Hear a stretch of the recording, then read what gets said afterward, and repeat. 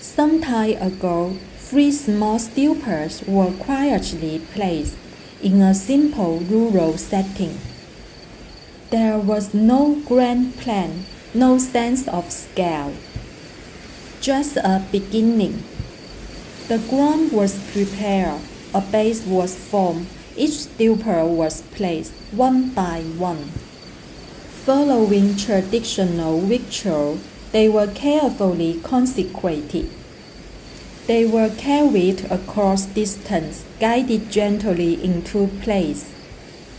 Morning, afternoon, and night, the space began to change.